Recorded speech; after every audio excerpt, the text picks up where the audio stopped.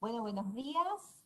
Comenzamos nuestra clase correspondiente al 19 de abril, continuando con contenidos desarrollados en el 2, que son contenidos generales que luego vamos a ir recuperando en la asignatura.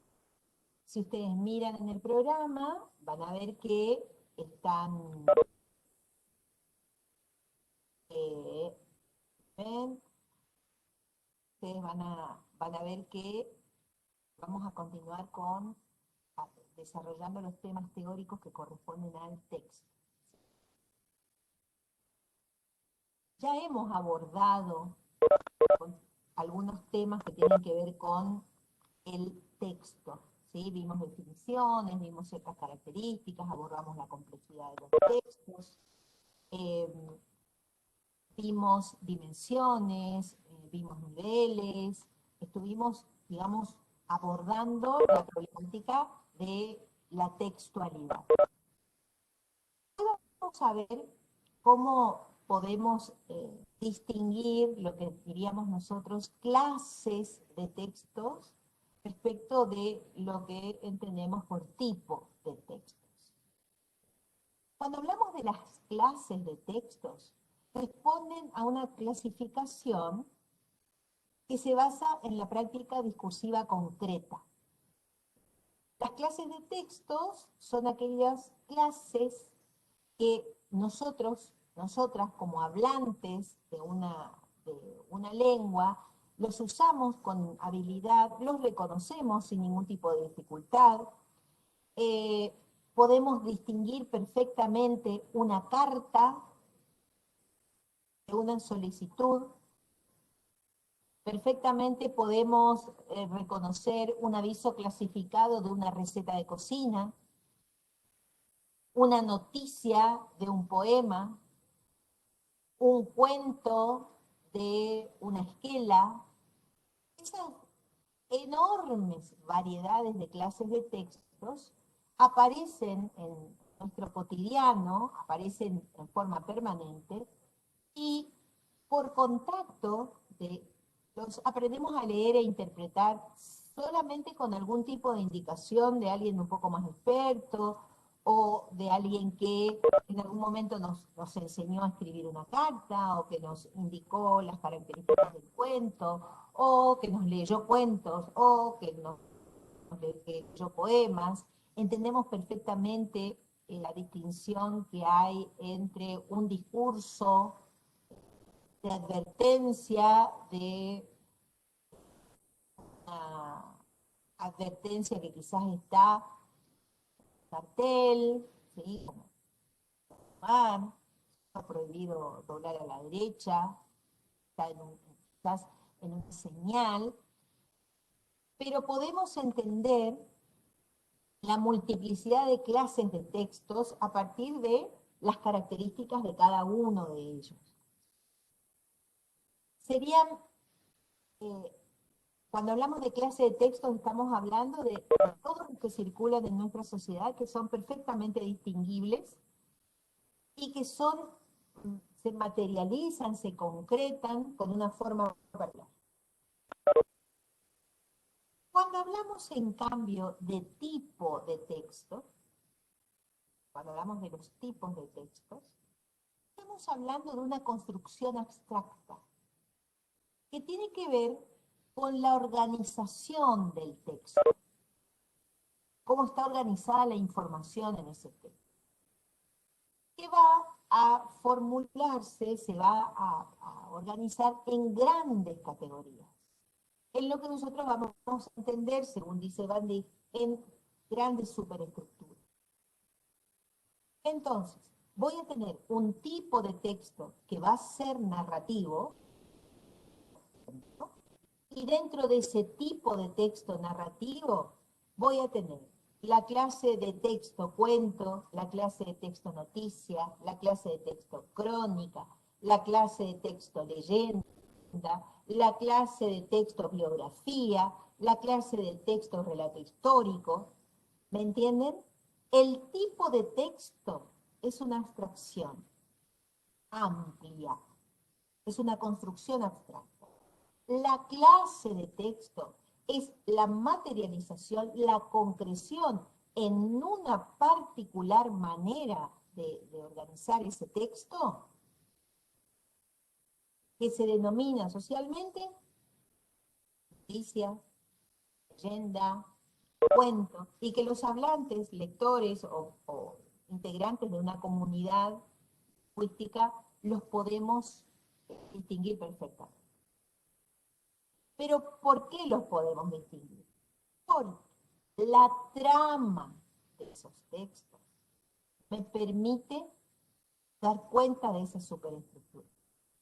Y la trama de los textos tiene que ver con las diferentes configuraciones de los textos, las diversas maneras de organizar la información y que nosotros, por una cuestión práctica, no nosotros, sino optamos la cátedra a hacer una clasificación que tiene que ver con 4 organizaciones genéricas: la narrativa, la descriptiva, la argumentativa y la conversacional. Dejamos fuera, a ver, acá me pregunta Luciana, ¿clases, trama y tipos de la organización? No. Cuando decimos la clase, estamos diciendo que cómo se denomina, cómo se llama ese texto, en función de las características que tiene. Porque va a tener una determinada trama que va a ser narrativa, descriptiva, argumentativa y conversacional. Y esa trama se organiza o consolida un tipo de el tipo de texto es la superestructura que vamos nosotros a entender que conforma se organiza a partir de cierta trama y que va a determinar cierto texto. Ahora voy a profundizar. Si nosotros tenemos un texto de trama narrativa, la intención que tiene ese texto va a ser contar, relatar, narrar, referir. Esa trama va a tener ciertas características. ¿Cuándo hablamos de un texto narrativo? Cuando en un texto aparecen, se da cuenta, a partir de la voz de un narrador, de alguien que cuenta, una serie de acontecimientos vinculados entre sí por relaciones de causa y efecto, por relaciones temporales, y esos acontecimientos están protagonizados por personas o personajes. En el transcurso de un cierto tiempo y en un determinado espacio. Entonces, esas serían las características generales, después nosotros vamos a profundizar más en cada una de las tramas. Pero las características generales de una trama narrativa tienen que ver con eso. Alguien que cuenta algo que pasó, que le pasó a alguien en un determinado lugar, en un determinado tiempo, con una determinada duración. Por lo tanto, esto que ocurrió va a tener relaciones lógicas de causa y efecto, y también va a tener relaciones temporales, de simultaneidad, de anterioridad, de posterioridad. Después vamos a profundizar más en la trama narrativa. No se preocupen en ese sentido, que esto es un pantallazo general. ¿Cuáles serían las clases de textos que corresponden a lo que denominamos trama narrativa? Novela, el cuento, la leyenda, la noticia, la crónica, el relato histórico, la biografía, el mito, la leyenda, la anécdota cotidiana. Todas esas clases de textos utilizan la trama narrativa para ser un tipo de texto narrativo. ¿Comprendido? ¿Comprendido? Cuando hablamos de trama descriptiva, ¿cuál es la intención de la trama descriptiva? La trama descriptiva lo que intenta es mostrar, presentar, exhibir, señalar, marcar, reconocer, identificar. Esa es la intención cuando alguien quiere describir algo. Entonces, ¿cuáles van a ser las características de la trama descriptiva?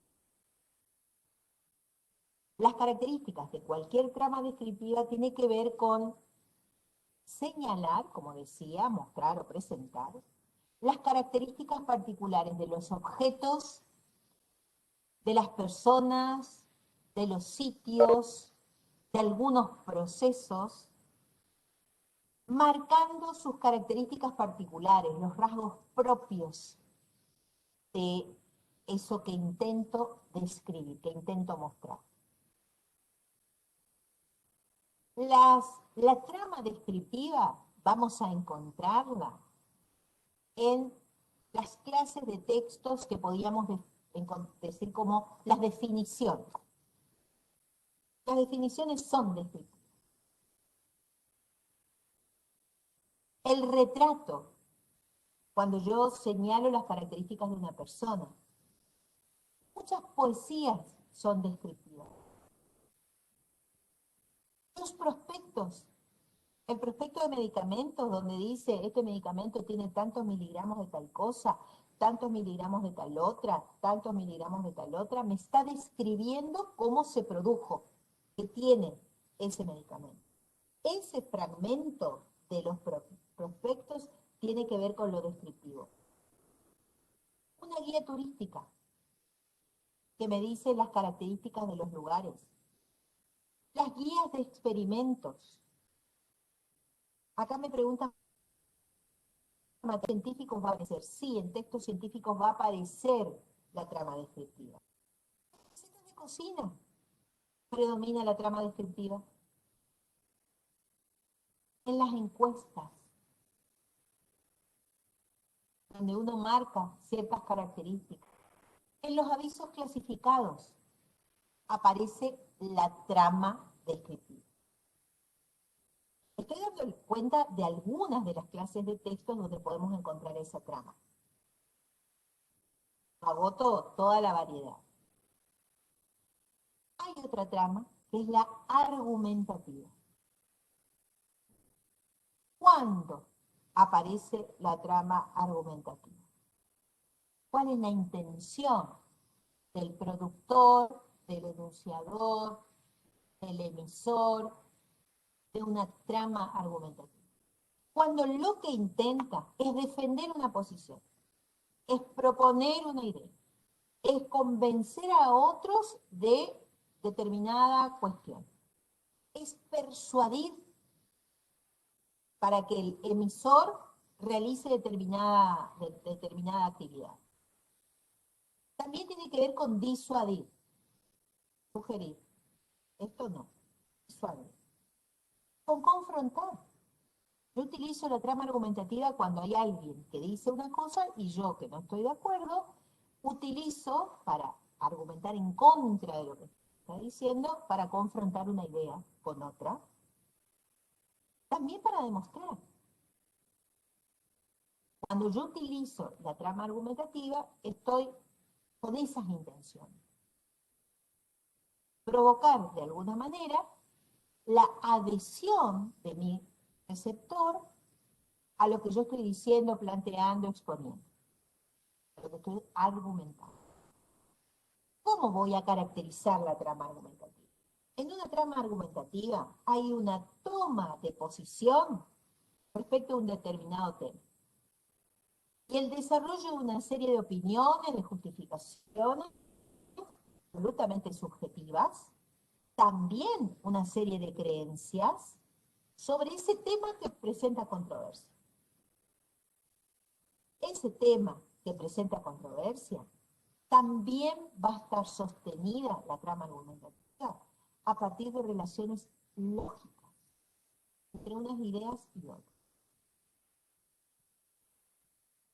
Hay toda una discusión que se desarrolló el pasado, continúa, respecto de la presencialidad o no presencialidad de los niños y niñas en las escuelas en determinados lugares del país. Entonces, hay todo un grupo de personas que argumentan a favor de la presencialidad de los niños y las niñas en las escuelas en el país, en algunas escuelas del país, en algunas regiones. Y toda una cantidad de personas argumentan contra la presencialidad. Cada uno de estos, digamos, de estos dos grupos, un ejemplo básico, plantea y justifica su posición en una serie de ideas. Y esas ideas están sostenidas en algunos argumentos. En algunos casos, los argumentos pueden ser considerados válidos y en otros casos no. Entonces, ¿cuándo utilizo yo una trama argumentativa? ¿En qué clase de texto va a aparecer una trama argumentativa? Por ejemplo, en la publicidad, en el aviso publicitario. ¿Por qué? Porque intenta convencerme a mí de que yo consuma determinado producto. En las solicitudes, cuando ustedes solicitan un permiso, una autorización, que se les entregue determinado material. En una monografía donde plantean su posición ante un cierto tema. Dentro del género periodístico, vamos a encontrar tentativas en las cartas de lectores, en el artículo editorial, en las reseñas, en el artículo de opinión, en la crítica cultural, las críticas donde algún experto en cine nos recomienda tal o cual película y dice tiene tales y tales virtudes y tales efectos. En las discusiones que se producen, en los debates que se producen cuando se está defendiendo, no sé, la postura de si es pertinente o no que a las grandes fortunas multimillonarias de nuestro país se le aplique un impuesto especial a la riqueza. Entonces, claro, hay gente que considera que eso es justo, porque si tenés miles de millones de dólares, bueno, que por única vez cobre un cierto impuesto. Va a hacer daño a tus miles de millones de dólares, pesos.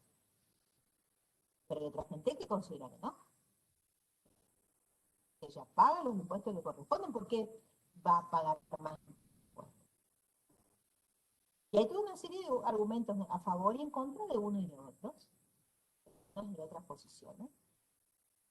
Ahí se utiliza la trama argumentativa. Las tramas argumentativas solo aparecen cuando se quiere convencer al otro, cuando se quiere persuadir al otro, cuando se quiere defender una posición. En temas controversiales, o de arengas, por ejemplo, lo que hace un director técnico en un tiempo y toma a sus jugadores y arenga para que juegue de determinada manera, porque tienen que Z, digamos, se utiliza tanto en la oralidad como en la escritura, estas clases de texto. Esta clase de textos como la arenga, por ejemplo. Los discursos políticos son claros ejemplos de lo que entendemos como trama argumentativa. Luego aparece otra trama que es la denominada conversacional. La intención de cualquier trama conversacional intercambiar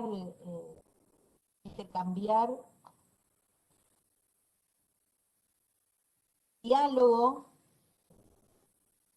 ideas, propuestas, interactuar lingüísticamente la trama conversacional. Implica eso. ¿Y cuándo aparece esa trama? Cuando de manera explícita, de manera literal, nosotros reproducimos los intercambios comunicativos de los hablantes. En ese momento usamos la trama conversacional, que se va a producir en diversas situaciones comunicativas. Algunas más formales, otras más informales. Pero, por ejemplo, una conversación, una charla doméstica, tiene trama conversacional. La clase de texto vendría a ser, o la clase de discurso, vendría a ser la charla informal, tiene trama conversacional. Un diálogo, una entrevista, un reportaje, las obras de teatro,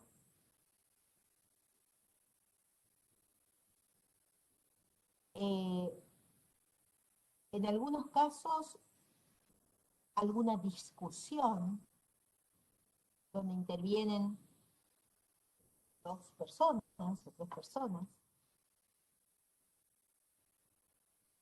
Vuelvo a decir, hablamos de lo conversacional cuando se reproduce literalmente las intervenciones, los intercambios comunicativos de los hablantes en determinada situación comunicativa. Las clases de textos que responden a esta trama conversacional serían una entrevista. Ustedes leen, por ejemplo, una entrevista y ven lo que pregunta el periodista y lo que contesta el entrevistado. Se reproduce el diálogo. El diálogo cotidiano, la conversación cotidiana, responden a esta trama.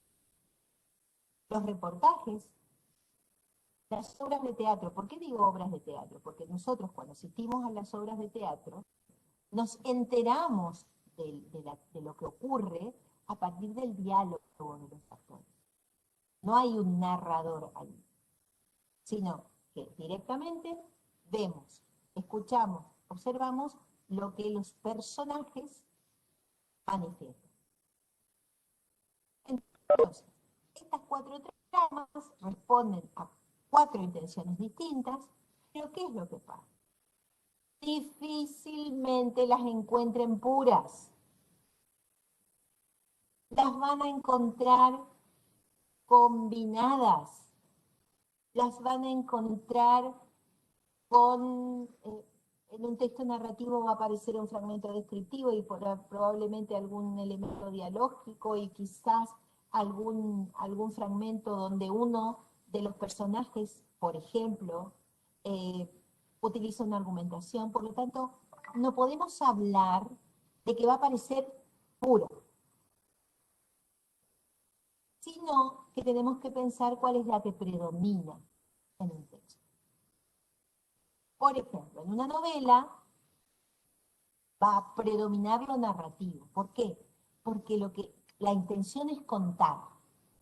Dentro de la novela vamos a encontrar muchos fragmentos donde la trama en la que está construido ese fragmento es descriptivo. Ese fragmento es descriptivo. Vamos a encontrar diálogos. Vamos a encontrar quizás un argumento que sostiene uno de los personajes respecto de las decisiones que toma. En la novela que ustedes están leyendo, que es el número 0, van a poder encontrar sin ninguna duda fragmentos de diferentes tramas. Pero al ser una novela, la trama predominante, ¿estamos? Vamos a hablar de predominio. Entonces, recapitulamos. Tenemos clases de textos que son los nombres que nosotros les ponemos a cada uno de cursos o textos que circulan en la sociedad y que los conocemos por su nombre. Sabemos perfectamente lo que es un poema, de lo que es un aviso clasificado, una receta de cocina, un prospecto, una novela, un cuento, un discurso político, ¿sí? Vamos a tener tipos de texto, que son abstracciones que van a estar construidas por estas superestructuras que engloban a todas estas clases de texto, y estas clases de texto se van a construir, van a organizar la información de diferente manera. Nosotros les proponemos estas 4. Después vamos a ver que va a aparecer una trama que construye una de nuestras unidades, que es la expositiva explicativa. ¿Y por qué no la ponemos en esta clasificación? Porque preferimos que aparezca sola, porque utiliza diferentes tramas en su construcción. Bien, estamos hablando de los textos, hablamos de las clases de textos, pero resulta que para que una serie de oraciones acumuladas sean un texto, tiene que tener ciertas propiedades. Las propiedades de los textos, las que ustedes ya conocen, por ejemplo, tienen que ver con la cohesión. Cuando hablamos de la cohesión, estamos hablando de aquellas características, rasgos que aparecen en los textos en la superficie del texto. La cohesión tiene que ver con la forma en que las oraciones o las proposiciones se relacionan entre sí. Se manifiesta en el nivel gramatical del texto.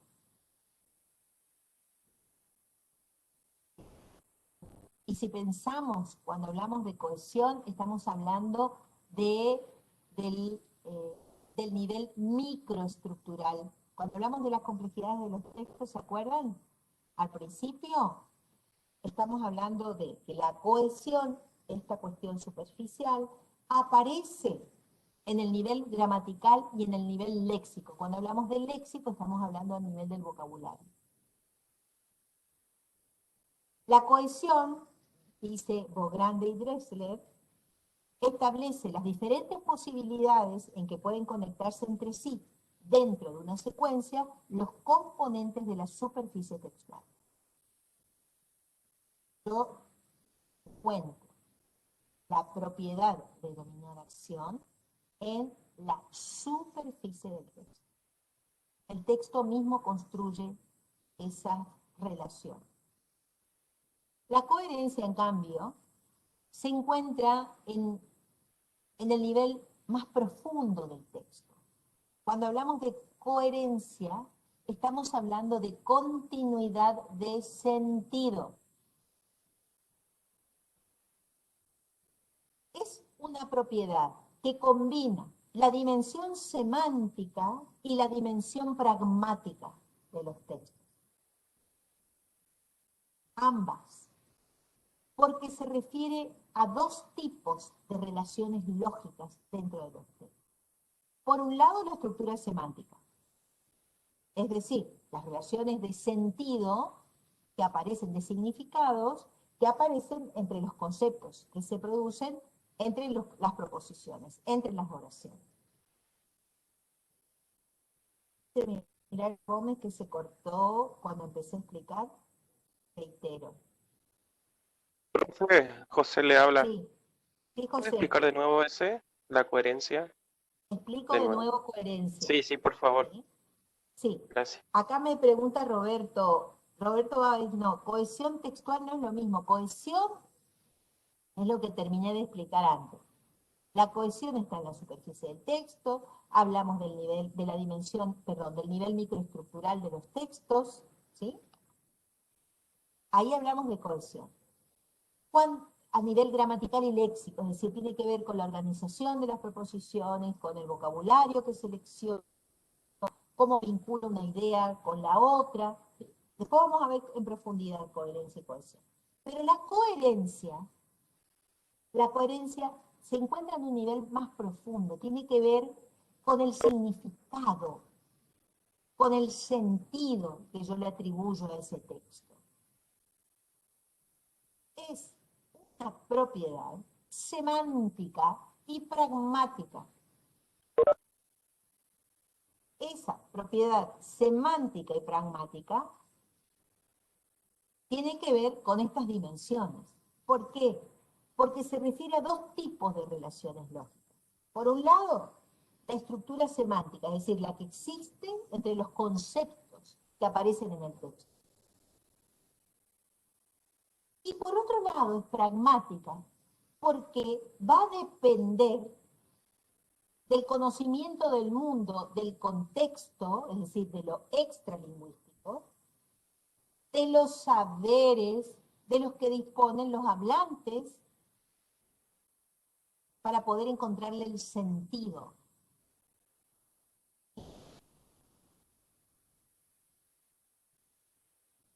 Pero además, no solo la coherencia depende del texto mismo, de las relaciones lógicas que se producen en el texto mismo, sino en la pertinencia del uso de ese texto. Entonces, la coherencia también tiene que ver con si ese texto es oportuno para la situación de comunicación.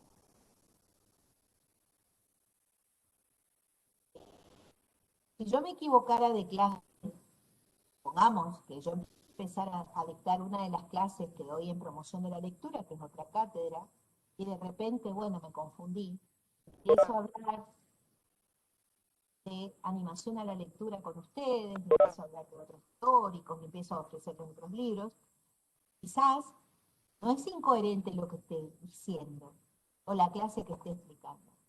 La incoherencia se produce porque estoy dando una clase que no corresponde a esto. ¿Me explico? La incoherencia también tiene que ver con la situación de comunicación. Un texto va a ser coherente cuando es pertinente a esa situación de comunicación. Por eso hablamos de lo pragmático, de la situación de uso y del conocimiento del mundo que tienen los participantes de ese intercambio. Además de estas dos propiedades, que generalmente son las que ustedes muy probablemente han visto en su formación secundaria, que tiene que ver con la coherencia y la cohesión, hay otras propiedades que tenemos que tener en cuenta en el momento de producir y de interpretar textos. Una de esas es la intencionalidad. Yo tengo que tener claro, como profesora, cuál es el propósito de mi texto. Porque si realizo un texto que no responde a mi propósito, mi receptor no va a recibir texto adecuado. La intención tiene que ver qué es lo que quiero yo lograr con mi texto, y por lo tanto voy a seleccionar una manera de construirlo, voy a seleccionar una clase de texto de acuerdo con mi intención. Les doy un ejemplo muy burdo para que puedan entender a lo que me estoy refiriendo con la intencionalidad. Supongamos que yo quiero que, yo vivo sobre una ruta pequeña, provincial, turística, donde la velocidad debería ser 60 kilómetros por hora. Nadie lo respeta. Entonces, quiero dirigir al municipio para que, por favor, vean la posibilidad, por ejemplo, de poner radares para que se multe a todos aquellos conductores que excedan la velocidad. Supongamos que esa es mi intención. Tengo esa intención. Me tengo que dirigir al presidente. Yo podría mandarle un poema sobre el amor al prójimo en las rutas provinciales. Va a responder a mi intención. Yo lo que quiero es que vean a ver de qué manera van a controlar. Voy a elaborar una solicitud, voy a justificar por qué estoy pidiendo eso como vecina, en función de la seguridad lugar, y va a tener un formato, va a ser una clase de texto que va a ser una solicitud o un reclamo, que va a tener que tener un registro formal, va a tener que tener un registro escrito, va a tener que tener un dialecto general, un cronolecto adulto, un sociolecto instruido, y como estoy haciendo un pedido absolutamente subjetivo, va a tener que tener un registro subjetivo. Va a tener, además, una trama argumentativa, porque va a ser una solicitud, y de esa manera yo voy a decir, bueno, responde absolutamente a mi intención. ¿Está entendido esto? La intencionalidad de los textos. Si yo quiero pedir algo, tengo que hacer una solicitud. Si quiero reclamar algo, tengo que hacer un reclamo. No puedo confundirme con la clase de texto que no responda a mi intención. Porque si no, quien recibe ese texto, quien lo lee, no va a saber de qué se trata. ¿Va a entender?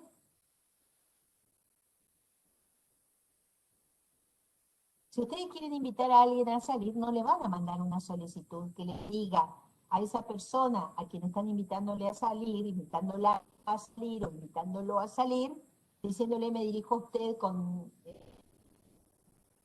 tengo el agrado de dirigirme a usted y por su digno intermedio a sus padres para que la autoricen a reunirse conmigo el sábado de 22 a 24 para compartir una cerveza en un bar ubicado en tal dirección.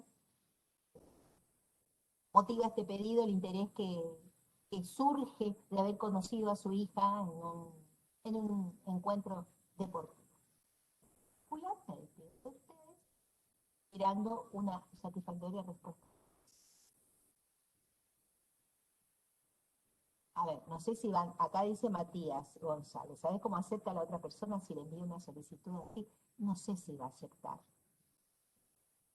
Va a pensar que realmente tienen algún tipo de trastorno en cuanto a la pertinencia, a la intencionalidad del tipo de texto, de la clase de texto que van a utilizar. ¿Entienden? Estoy trabajando por Profe, el absurdo. Estoy trabajando por profe, el absurdo. agarrás y le envías una solicitud así de esa forma y luego le haces un currículum vitae de más o menos todo. De antecedentes. Sí, Y entonces, bueno, ven, y con documentación probatoria, ¿no? De todo lo que claro, están con diciendo, pruebas. con pruebas. Sí, sí. ¿Entienden? El tema de la intencionalidad va a marcar cuál es la clase de texto que yo voy a decidir.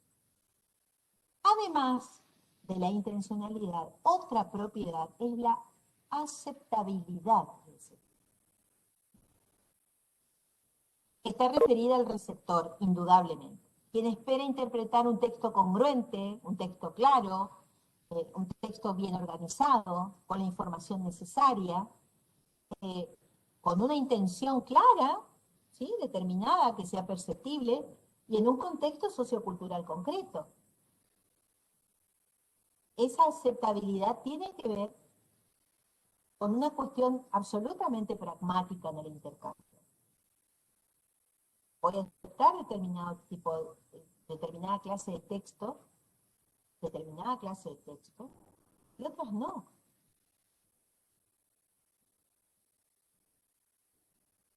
Cuando pensamos en la aceptabilidad, estamos pensando en todos estos elementos que entran a jugar cuando el receptor lee o escucha un texto. Entonces dice, lo que me envió fulano de tal es inaceptable. Por ejemplo, yo quiero justificar una asistencia en el trabajo. Quiero justificarlo, nota y adjunto. Y, y estoy trabajando, que soy un adulto. Y adjunto a mi pedido de justificación de la asistencia un mensaje de mi mamá que dice, el señor jefe, mi hijo se levantó con dolor de panza y por eso no fue a trabajar. Plana de tal.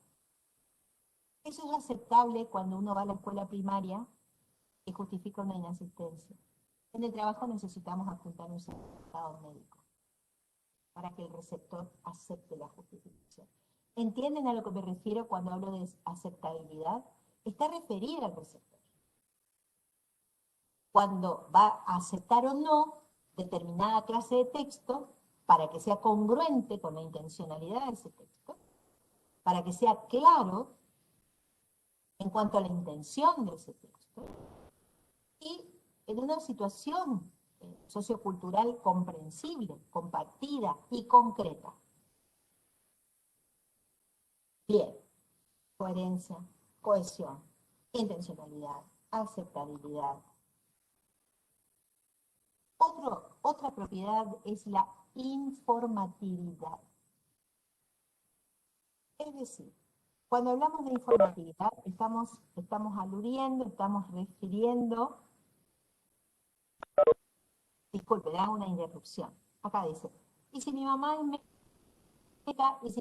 médica, va a mandar un certificado médico, no una esquela. Va a mandar lo que a ella la compromete como profesional. Me pregunta acá Roberto Báez. Que manda un certificado médico, es un certificado médico que la compromete como profesional. No manda una esquela.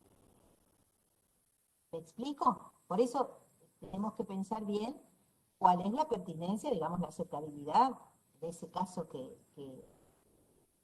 les estoy dando un ejemplo. Estoy tratando de darles ejemplos para cuestiones que son muy abstractas.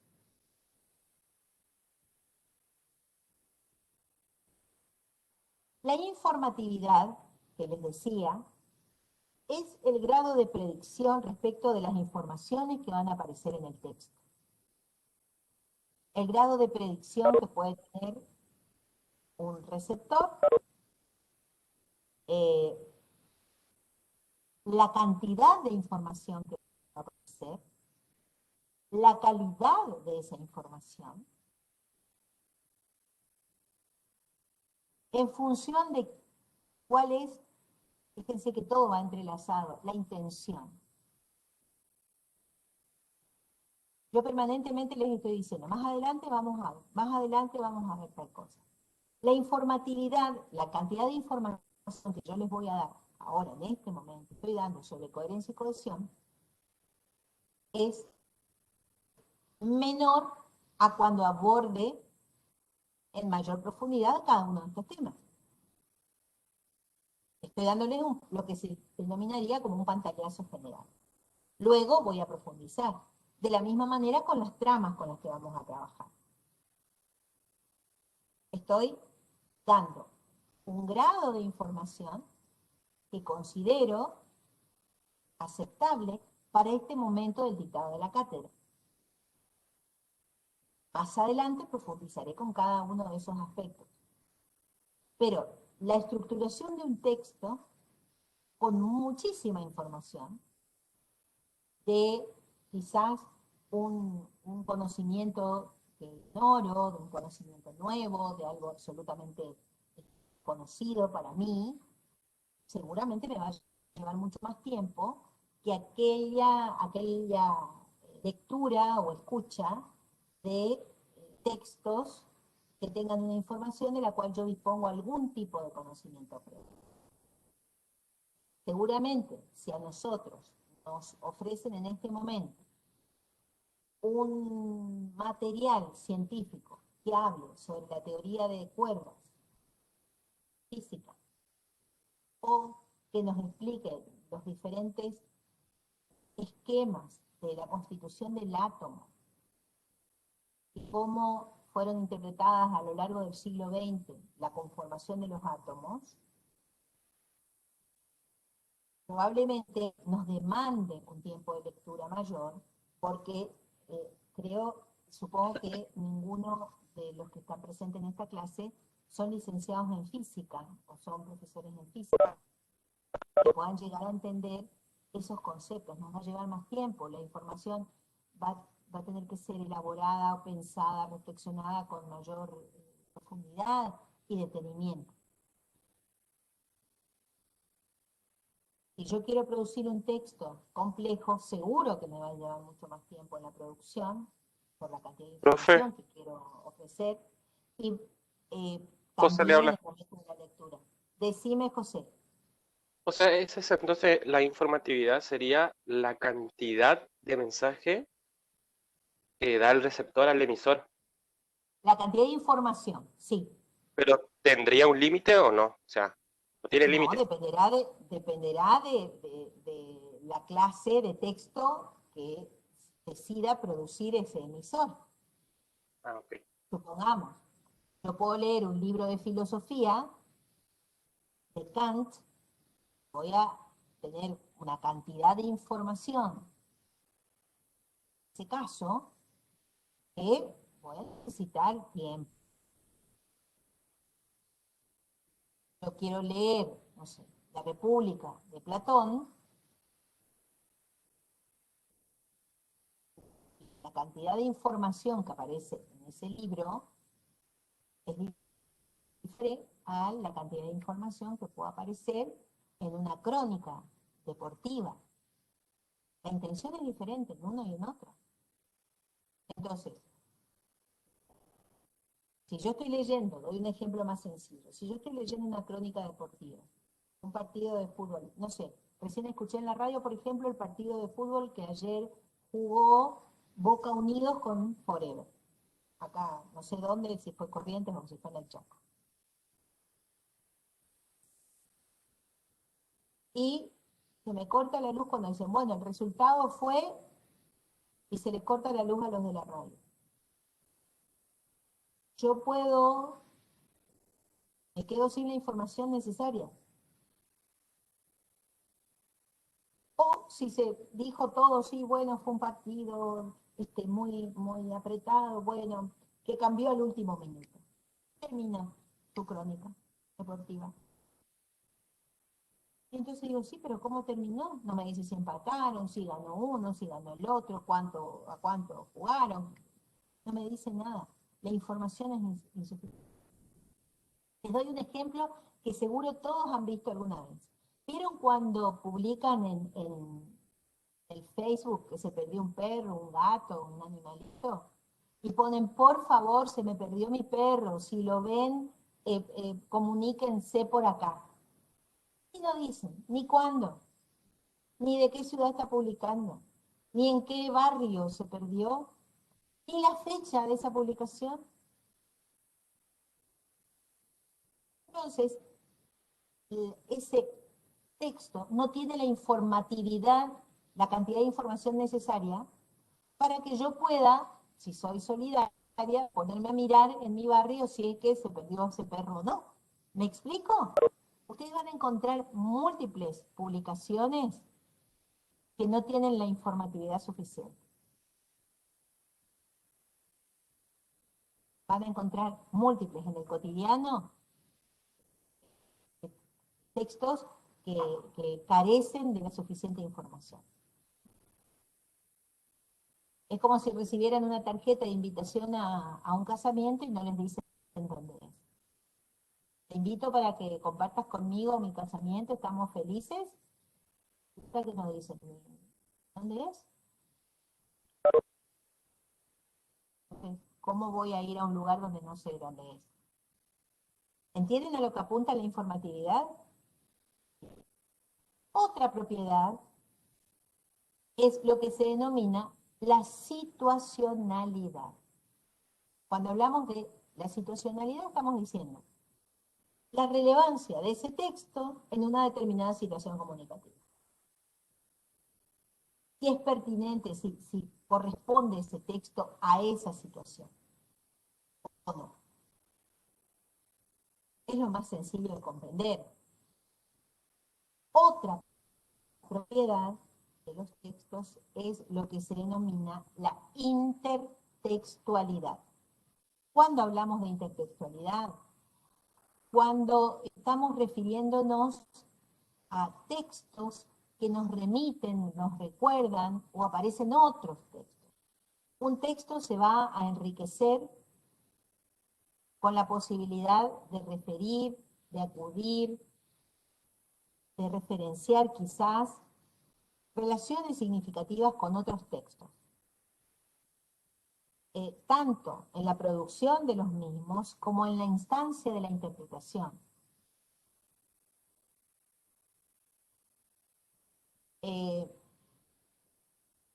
Cuando hablamos de intertexto, estamos hablando o de intertextualidad, estamos hablando de una propiedad que se enriquece muchísimo con el intertexto del lector o con el intertexto que tiene incorporado el oyente.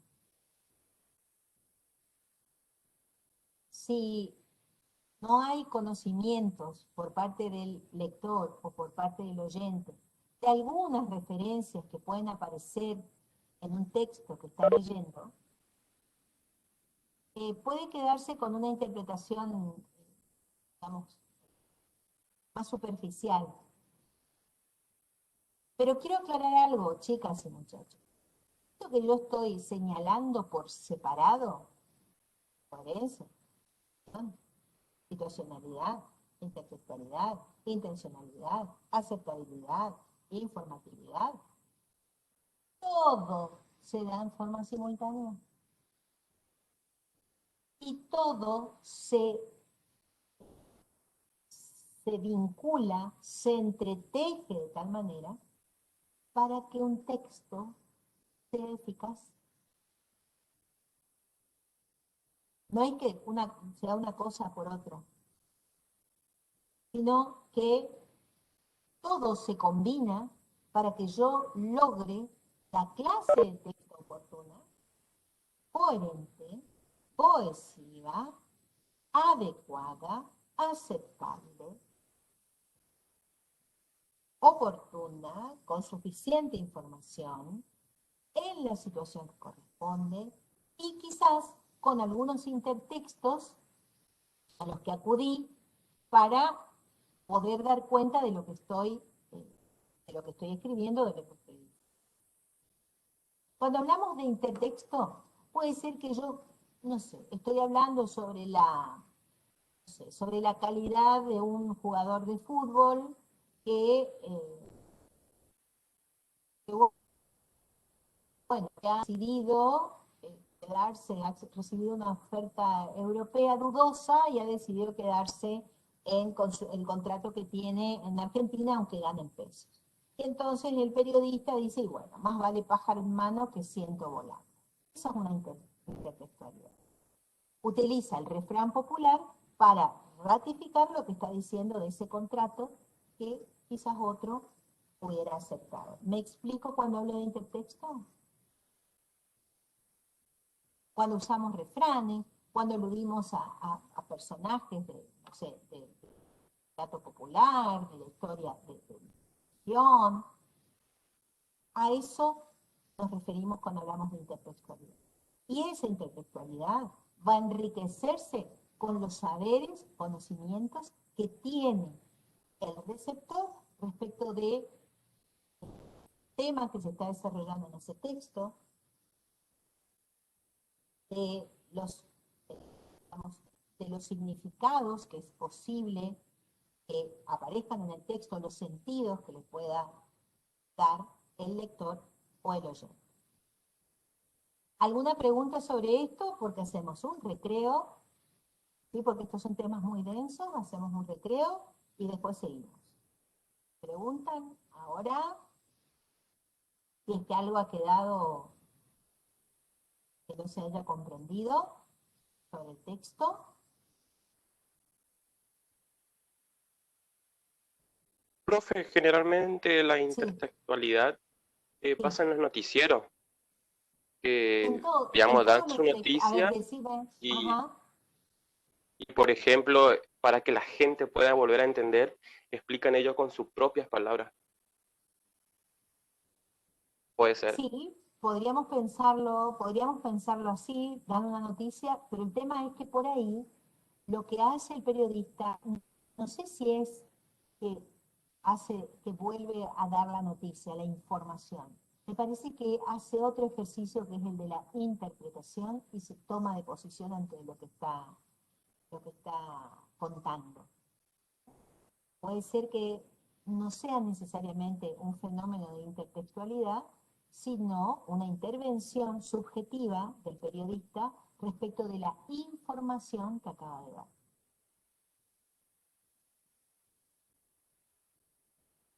Cuando hablamos del intertexto, estamos refiriéndonos a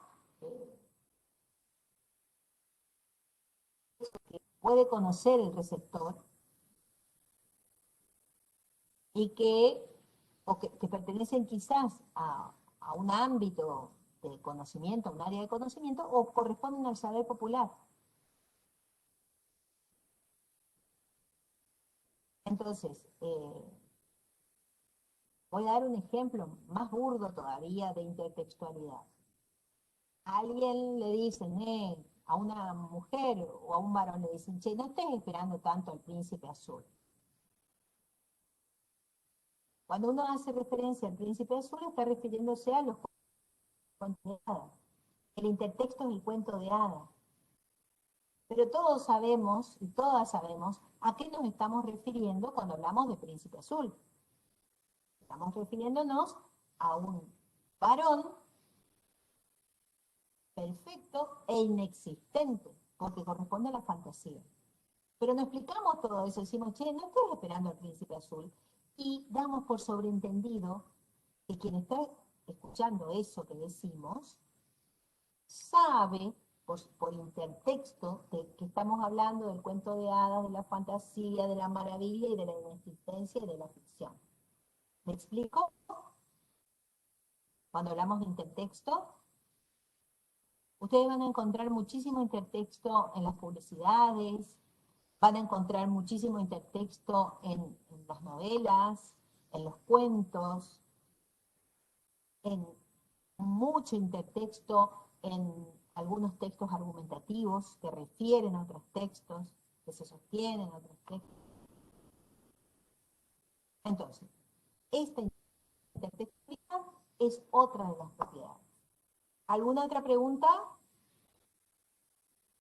Hacemos un recreo, son las 11 menos 20 casi, hacemos un recreo hasta las 11, ¿sí? Ya, pausar la grabación.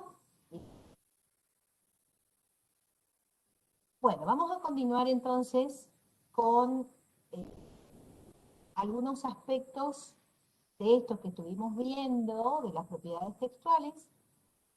Vamos a retomar un poquito lo que es cohesión, pero vamos a profundizar un poco más en la coherencia. Eso vamos a hacer ahora. Dijimos que la cohesión era la propiedad de los textos que tenía que ver con los elementos del texto que están en la superficie, tal como lo percibimos.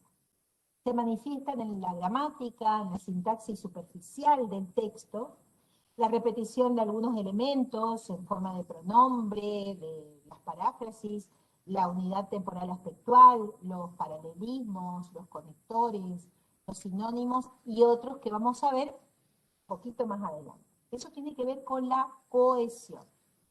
A mí me interesa ahora profundizar en la coherencia. ¿Sí? Vamos a ver más profundamente la coherencia.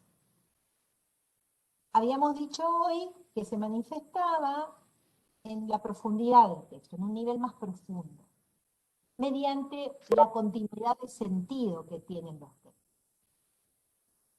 Esta continuidad afecta la dimensión semántica y en términos cognitivos, en términos de apreciación, de comprensión de esos textos, va a verse, digamos, configurada a partir de la estructura lógica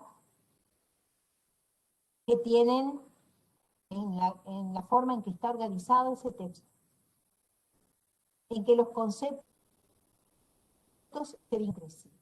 los conceptos que se desarrollan en un texto coherente, que van a aparecer en el texto, se elaboran siempre en función de la intención, del fin que persiguen, lo que estábamos hablando hace un ratito. Pero globalmente, es decir, en forma completa, la elaboración va de ese texto completo y coherente, va a depender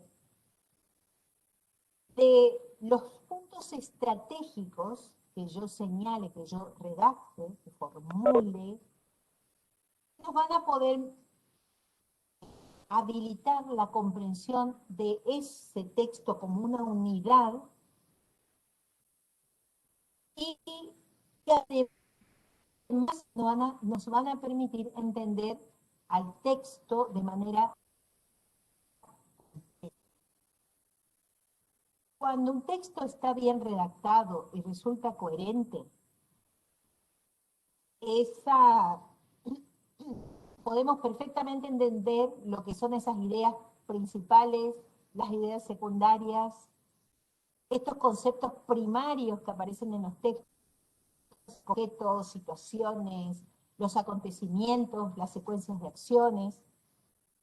Y van a aparecer también estos otros elementos que podemos considerar en algunos casos hasta secundarios, estas ideas secundarias, como el tiempo, las características, el lugar, la localización, el movimiento, todo lo que tiene que ver con lo circunstancial, es decir, las causas, por ahí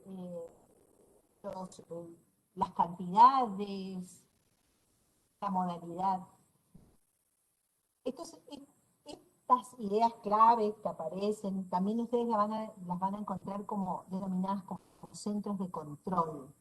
Y desde la lingüística se los denomina centros de control.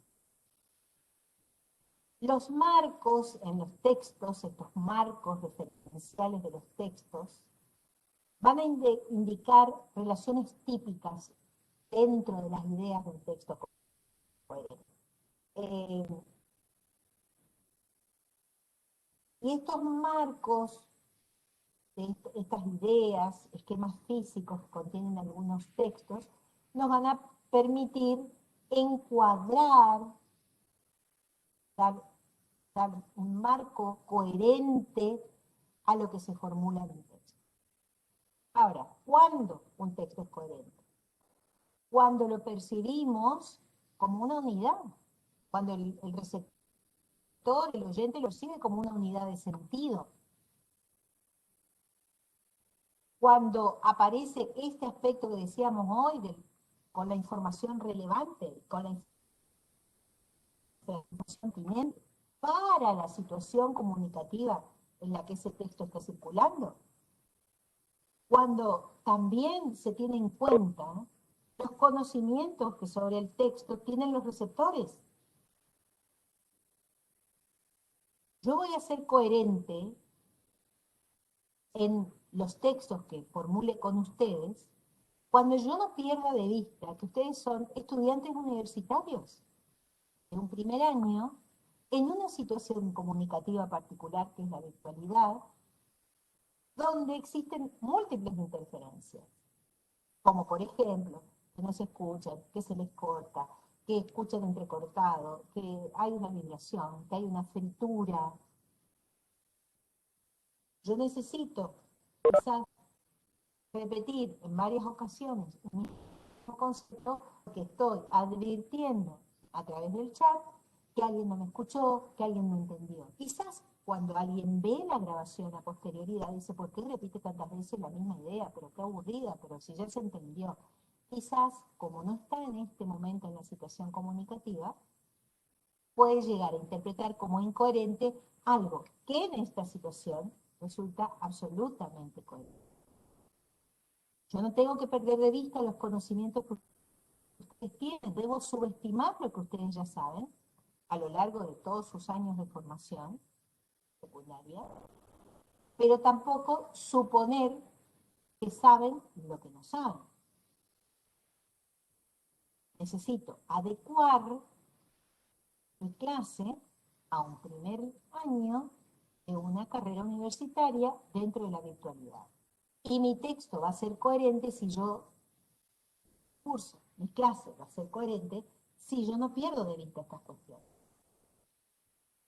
Doy el ejemplo de la clase, pero eso se da en cualquiera de los textos que uno produce.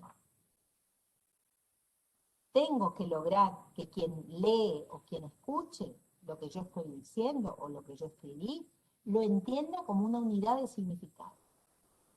Que además tenga la información necesaria, la información relevante, la información suficiente para la situación de comunicación que se está produciendo. Pero además, que tener en cuenta los conocimientos de ese receptor.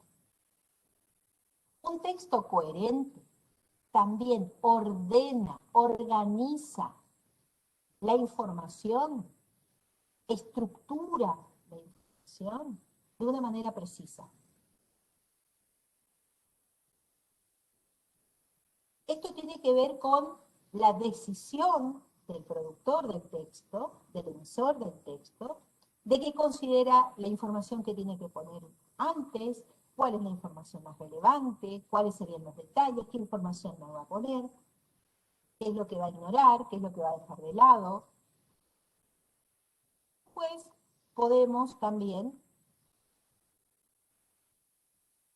podemos entender con absoluta seguridad que la coherencia es un proceso que va a recorrer todas las etapas de la elaboración del texto.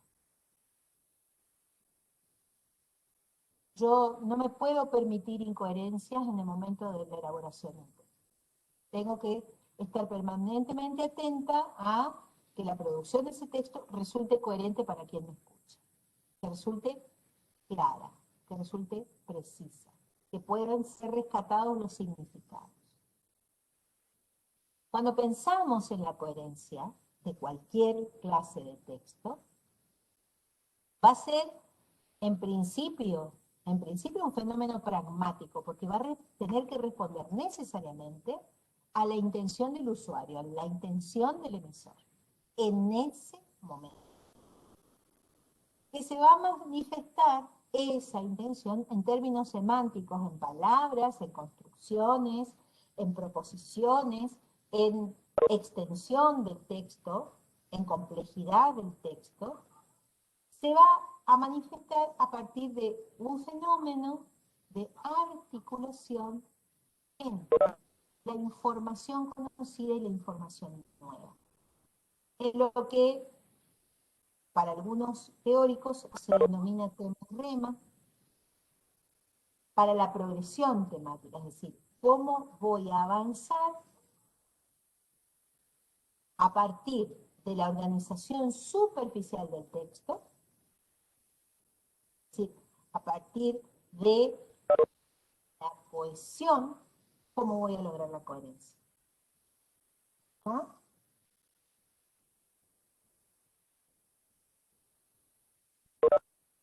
Entonces, recuerden lo que les digo, estos fenómenos no se producen de manera aislada, se dan de manera simultánea, se entretejen la cohesión y la coherencia con todas las otras propiedades. Hoy hablábamos de los deícticos, ¿se acuerdan que preguntaron que no habían entendido bien la cuestión de los deícticos?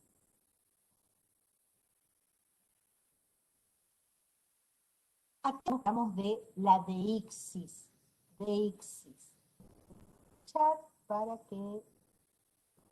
Claro.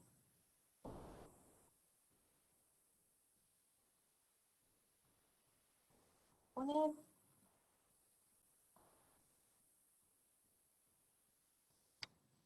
dudas que no se entienda lo que estoy diciendo.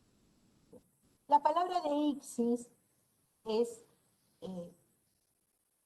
fíjense que proviene del griego y quiere decir mostrar, señalar. Si ustedes, como una ayuda a memoria, viene de dedo. Lo muestro. Con el dedo. Ayuda a memoria. Deixis es con el dedo, que yo señalo algo, muestro algo. Es la propiedad que tienen algunos elementos de las lenguas para remitir al espacio-tiempo y las personas que enmarcan un acto concreto de comunicación. La forma deíctica es la forma lingüística que remite al contexto extralingüístico, está por fuera, extralingüístico, que engloba el acto de la enunciación. De las funciones de los deícticos Profe, consiste, ¿sí? ¿Quién me habla? Luciana, extralingüístico dijo y después ya no le escuché más. Por eso, reitero, vamos a hablar de la gramática a la forma lingüística que remite al contexto extralingüístico que engloba el acto de la enunciación. Los deícticos funcionan para anclar, para unir, para vincular el texto con su contexto. A partir de los deícticos, nosotros podemos vincular e implicar el texto con un contexto completo y concreto, perdón. ¿Qué es lo que yo tengo que tener en claro? Que el deíctico tiene un significado ocasional, porque como está vinculado con la situación de comunicación, va a tener sentido ocasional. Solo van a significar plenamente, van a cargarse de significado, cuando estén en una situación particular del discurso. Recién, los que tienen las cámaras activadas, los que me ven, cuando yo dije, bueno, el dedo y señalo, estuve haciendo el gesto con el dedo. Entonces, entendieron perfectamente a lo que yo me estaba refiriendo, porque unieron lo que estaban escuchando con la imagen que yo estoy dando. Eso es anclar el texto con el contexto. Y va a ser ocasional. Los pronombres tienen esa cualidad en nuestra lengua. Esto, eso y aquello va a remitir a una significativa, depende de la situación en que yo diga esto y aquello. Fíjense que lo único que yo puedo llegar a señalar es que esto está más próximo a mí, eso un poquito más lejano y aquello bastante más lejos. Eso es lo único que me marca ese pronombre. Pero si yo digo, no me gusta esto, yo no sé si estoy refiriéndome a una situación, a un perfume, a un término, a una planta, porque esto puede atribuirse a muchísimas, se puede cargar de muchísimos significados y va a depender de la situación de comunicación. Entonces, el deíctico va a funcionar circunstancialmente dentro de una comunicación. Y cuando es en forma escrita, el deíctico debemos tener en cuenta que tiene que funcionar como un referente. Va a ser un pronombre, pero ese pronombre tiene que estar el referente de ese pronombre en alguna parte del texto para que el lector la pueda recuperar. ¿Está claro esto de la deixis?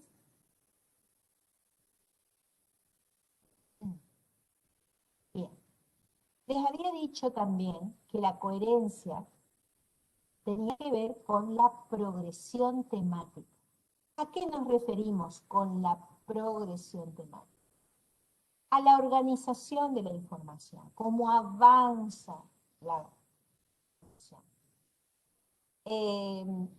Ustedes van a encontrar diferentes términos en función de los teóricos que se puedan encontrar para referirse a la progresión temática. Esto lo van a ver en mayor profundidad cuando vean lingüística.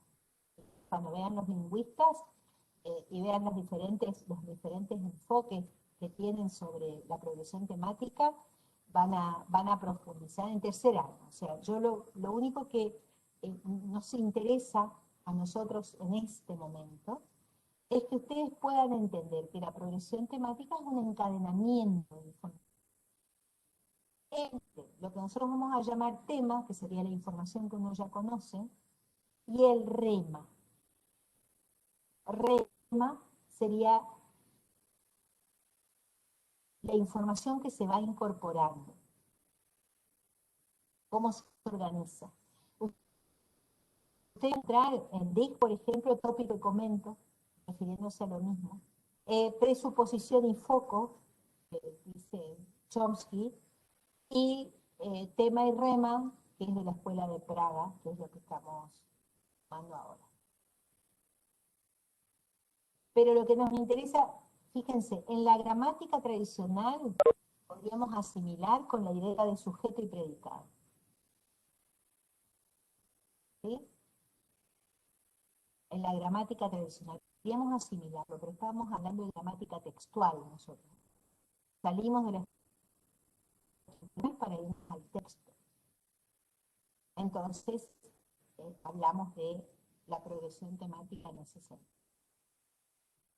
Cuando hablamos del tema en esto de la progresión temática, vamos a hablar del contenido o la información que asumimos como punto de partida. Y a este punto de partida le añadimos información adicional que sería el rema.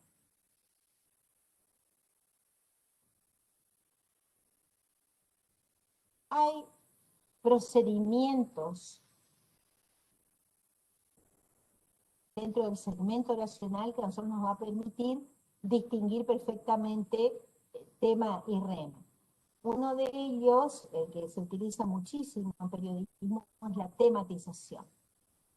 ¿A qué nos referimos cuando hablamos de la tematización? Yo voy a después tratar de darles algunos ejemplos.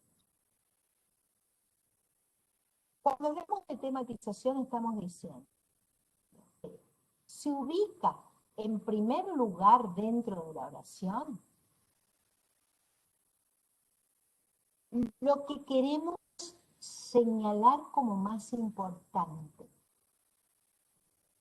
Tematizamos cuando lo primero que aparece en la oración es lo que consideramos que es importante que quede muy claro, que es lo que nos interesa señalar con mayor énfasis. En periodismo es un recurso muy utilizado y nos permite en muchos casos distinguir los sustratos o las líneas editoriales de los periódicos, de las revistas, de los periodistas. Los procedimientos de tematización en castellano, en nuestra lengua, tienen que ver con la sintáctica. Fíjense, se dan en la dimensión sintáctica. Atentos, se dan en la dimensión sintáctica con una intención pragmática, para que cause determinado impacto lo que yo estoy escribiendo. Entonces, ¿qué hace el productor de ese texto? Sitúa el tema al punto de la oración. A veces coincide con el sujeto gramatical, con el sujeto que ustedes aprendieron, sujeto y predicado en la secundaria. A veces lo que interesa es marcar otra cuestión, es marcar otra cosa.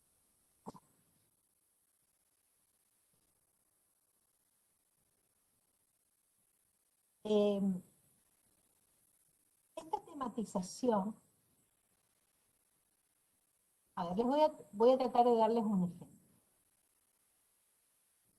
Supongamos que la intención, la línea editorial de un periódico, tiene que ver con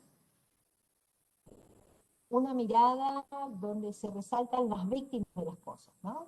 Las víctimas. ¿Sí? Entonces supongamos que puede llegar a titular 2 muertos en accidente de tránsito.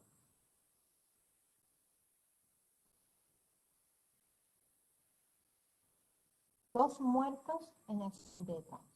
Pone primero las víctimas. Después nos dice qué pasó.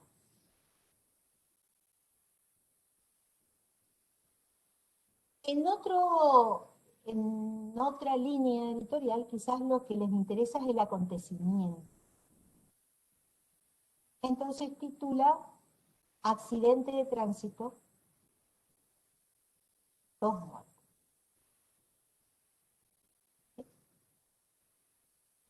En otro caso, lo que interesa a la línea editorial es decidir juzgar de antemano que en ese accidente de tránsito hubo un victimario. Entonces,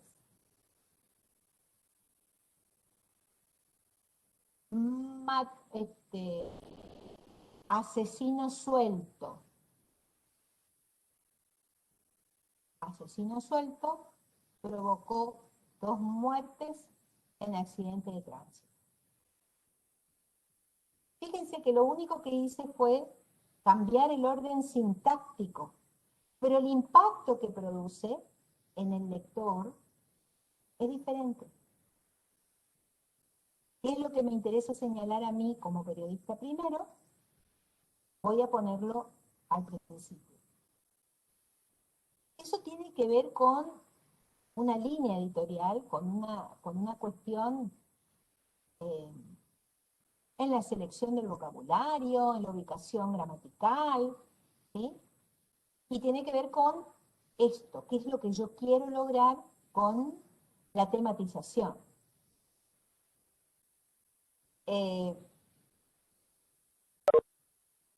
Yo puedo encabezar una oración con un sujeto, pero puedo encabezar una oración con un objeto directo, o puedo encabezar una oración con un circunstancial. Dependerá de cuál sea mi intención, qué es lo que quiero marcar como más importante. ¿Me explico? Entonces, si yo quiero marcar como más importante que los chicos no tienen clases porque en algunas localidades, por cuestiones para la salud pública, a mí no me seduce demasiado esto de que no vayan los niños a clases. Titulo sin clases. Título sin clases, coma, niños otra vez aislados, por ejemplo. Si en cambio yo entiendo que las clases se siguen dictando de manera presencial, lo que voy a elegir es decir sin presencialidad, coma, las clases continúan virtuales. Es que quiero reconocer el trabajo de los docentes. Profe, sería como un título. Sí.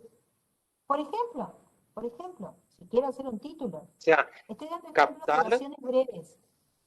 ajá, ¿Cómo? intenta captar para que, digamos, el lector siga leyendo la información. Por supuesto que intenta captar, pero intenta captar con determinada intención. ¿Me explico? Ok. La tematización tiene que ver con esto, con la intención. Para que no pase ¿Sí? desapercibido.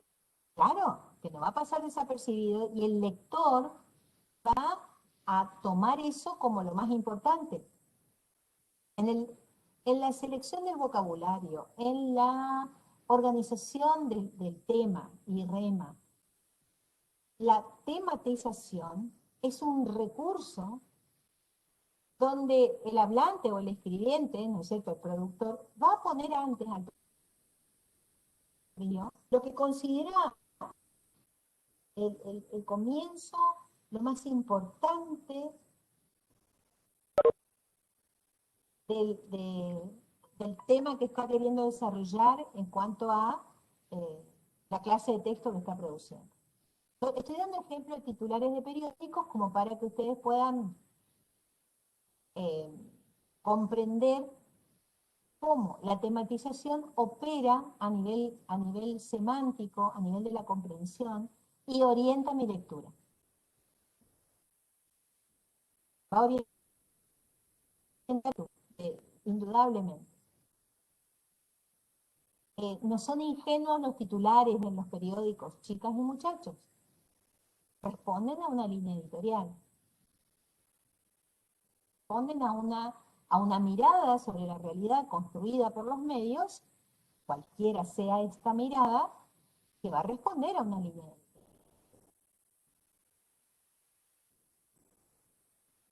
Entonces, nosotros, como lectores u oyentes o televidentes, debemos estar atentos a esta cuestión de qué es lo que se resalta. ¿Qué es lo que se resalta? Seguramente en gráfico ustedes van a ver lo que tiene que ver con la prensa blanca, la prensa amarilla, el nuevo periodismo, es decir, diferentes modos en que la prensa construye acciones. Y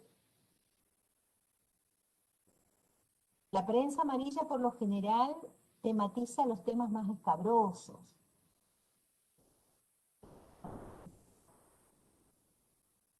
más oscuros, más morbosos. Y la prensa blanca por lo general tiene un distanciamiento de estos detalles. Pero esto lo van a ver en otra cátedra, no conmigo.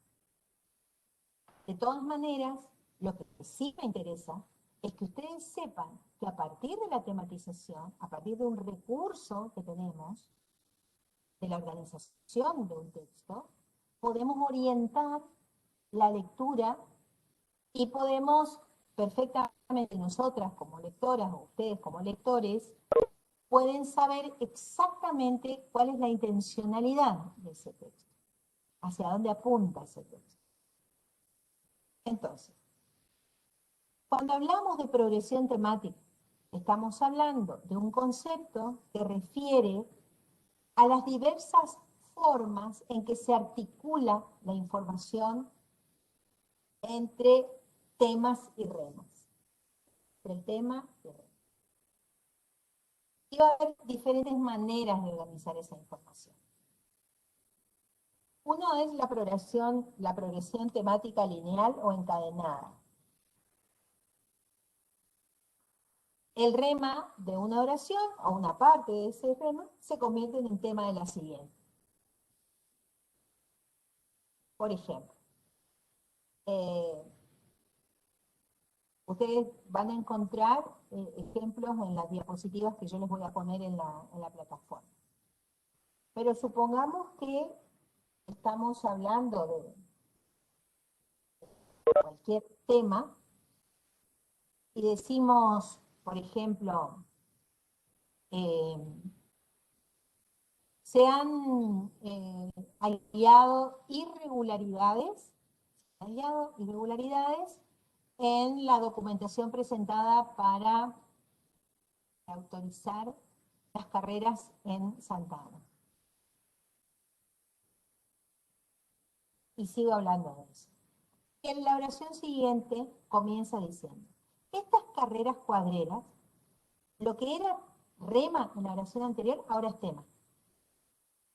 Se organizan quincenalmente con un ingreso de aproximadamente de muchísimas personas y con el costo de una entrada de 800 pesos.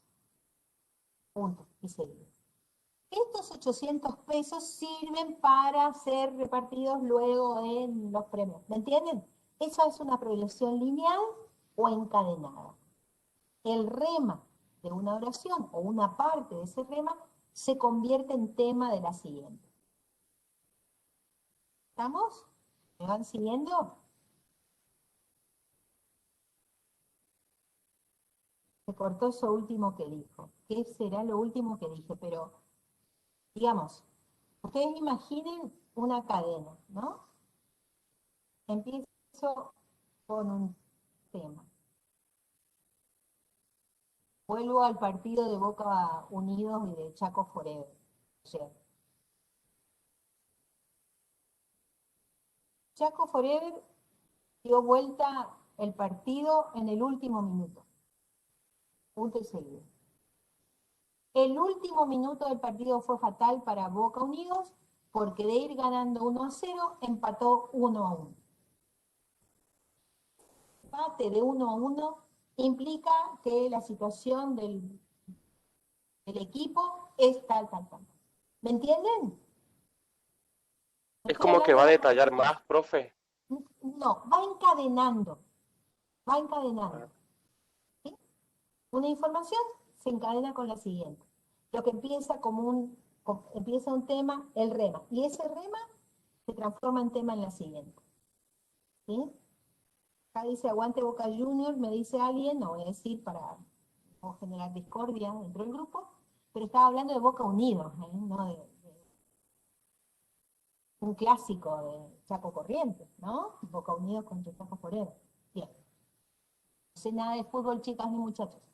Estoy usando un ejemplo de lo que escuché esta mañana por radio. Otra manera de organizar la información, además de esta que les decía de la encadenada, es lo que se denomina una progresión con tema constante. El mismo tema aparece en sucesivas oraciones y se le van agregando remas diferentes. Entonces, el ejemplo que ustedes van a encontrar en la diapositiva dice: el poder del periodismo existió siempre, desde los orígenes de la prensa, y siempre se hizo uso de él con fines buenos o malos, justos o injustos. Disculpen un momentito.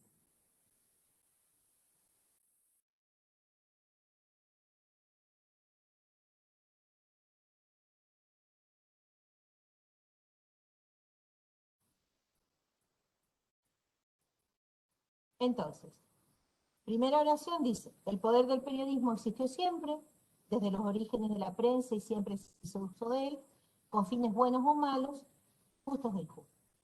Termina la primera oración. Sigue la segunda oración. El poder o la influencia del periodismo, fíjense que vuelvo a tomar el mismo tema de la oración anterior, se manifiesta siempre en todos los matices de la vida de la sociedad. En las relaciones humanas, en la cultura, en los negocios, en las ciencias. Basta recordar algo que es sabido por todos. La enorme masa de los conocimientos, los juicios y las decisiones humanas se fundamentan, antes que en la constatación directa de la realidad, en las aportaciones que nos llegan a través de terceros. Y dentro de ese caudal, la parte que le corresponde al periodismo es tal vez la más importante. Todo lo que estuve leyendo tiene que ver con esa primera idea que fue el poder del periodismo. Que aparece en la primera oración, luego aparece en la segunda y se refuerza luego. Acá hablamos de un tema constante al que va agregando información. ¿Me explico? Hablo de un tema constante y le voy agregando a ese tema información nueva, siempre. Pero no pierdo el eje de ese tema. ¿Estamos?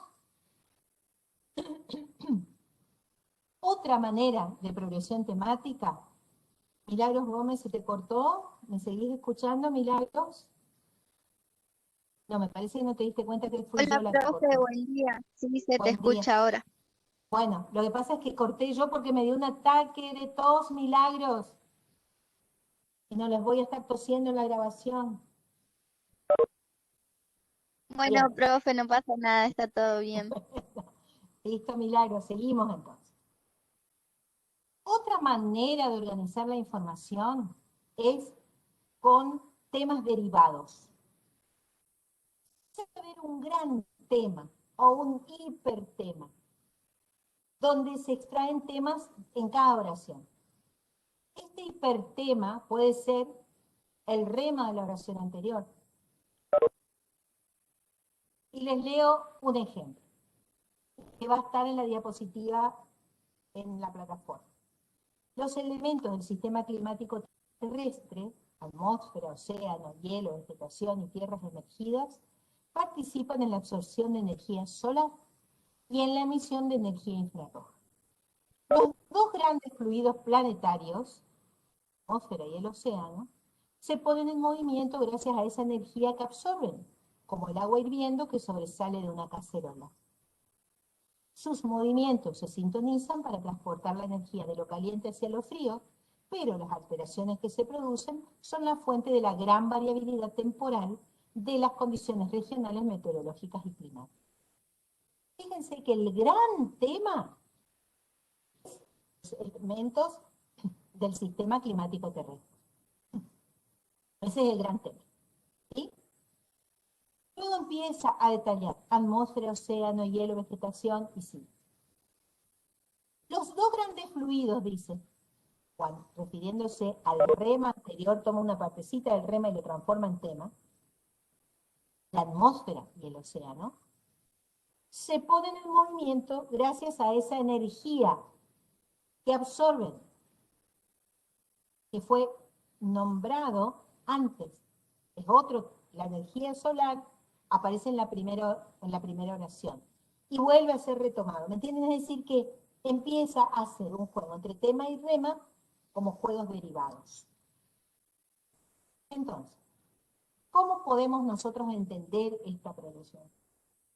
Como un elemento de la coherencia que hace que la información se organice de diferente manera.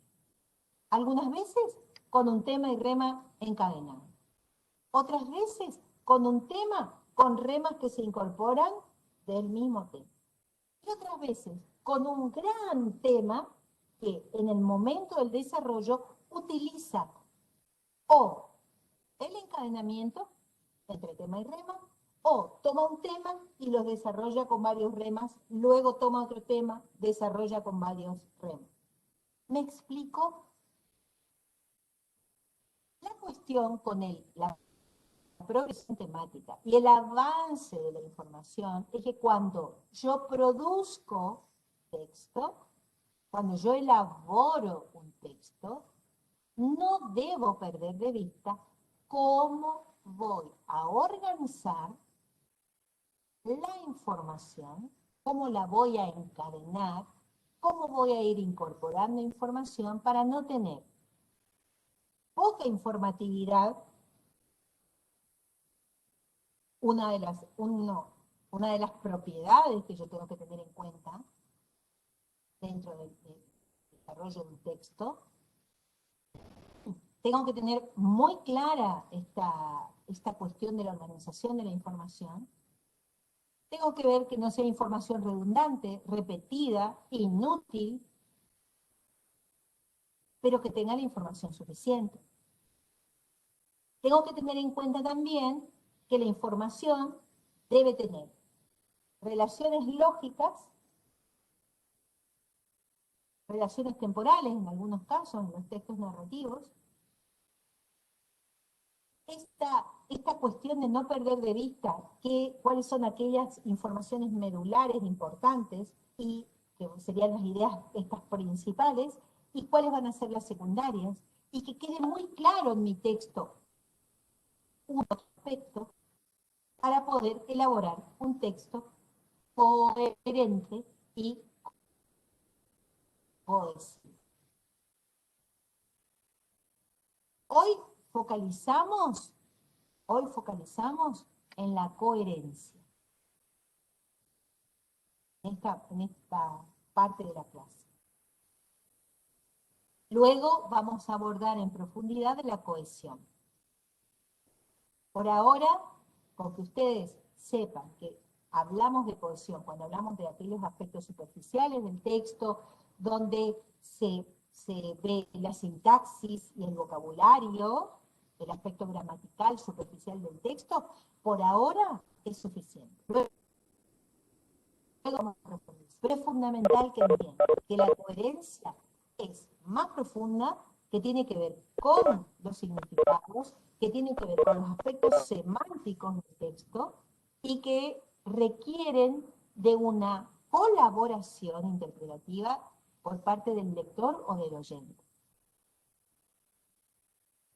Y como productores de textos, tienen que ser muy conscientes de que debe ser coherente con la intencionalidad, con la cantidad de información, con el destinatario, con la pertinencia, la adecuación al momento, para que podamos lograr un texto que cumpla con las exigencias de una producción eficaz, comunicativamente eficaz.